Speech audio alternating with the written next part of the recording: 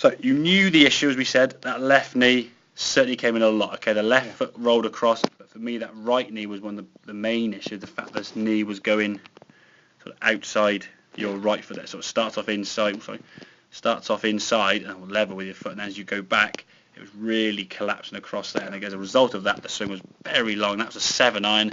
Chances are, as the club get longer, your driver, well, you don't even use your 3-wood and high-wood will just be sort of John Daly-esque, which is why John Daly's either wins majors or misses cuts, because he's either really, really good, it's consistent. And again, if you look at people with sort of really extreme and long swings, Bubba Watson, John Daly, what's Bubba won the last 3 years, apart from the Masters in 2013 or 14, he's won nothing really. And he's either wins a tournament or you don't hear from him, because his swing is over. Well, exactly. Yeah. I mean, I think they said before the US Open, I think he was 48th in the world or something. So he almost at the top 50, which was someone who won 2 Masters in 3 years and was a dominant force on the US tour.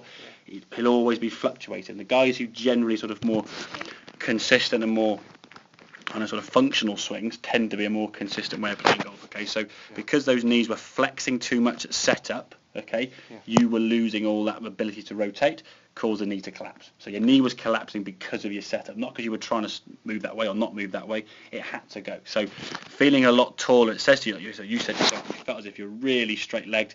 You're not going to see that much. I mean, obviously you're looking from a different angle, but your legs are flexed to some extent. As you go back now, because your top half can rotate.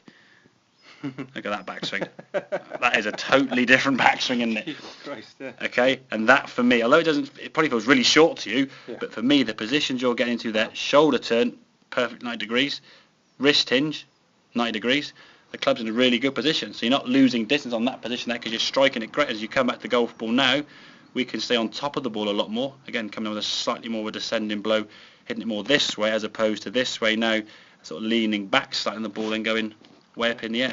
What you'll see is the follow through where you've used to your legs going quite dramatically. Your legs are used to going here. When you twist through here now, there's not much because your legs are almost staying fixated on the ground, which is fair enough, okay? Over time with practice, once you get used to that lower half working as it is there, and that leg is just sort of going in sort of towards the sort of 90 degrees rather than going here and then across there, it's now just staying vertical, okay? You can then release the whole right side of the body to the target, but that's a much more functional swing for me, a lot more under control, and that's going to say for every single club. But look at the balance on there, you look at that position there now. The one thing I would say, if you play Wembo, hilly golf course, isn't there? On a flat lie, that's great. A flat lie, you can get away with it. On a, second shot on the, second or the third or sloping lie somewhere, third or the fourth hole, 10's going with a sloping lie, 11 with the ball above your feet, 18 downhill lie, all these different positions. You might get some funky lies and some slopes. The different lies with this, it doesn't work. No, exactly, it can't because there's uphill maybe you get away with it. But anything downhill, cross or ball below your feet, you're probably so the second shot exactly, because you can't get over the ball sufficiently, because if you get over that much and your legs do that, you'll be just face planting the floor. So human nature is to say, okay, I'm not going to fall over. So you're kind of swinging the club not to fall on the floor rather than a good golf shot, which I'm sure we can imagine is not a very good way to play.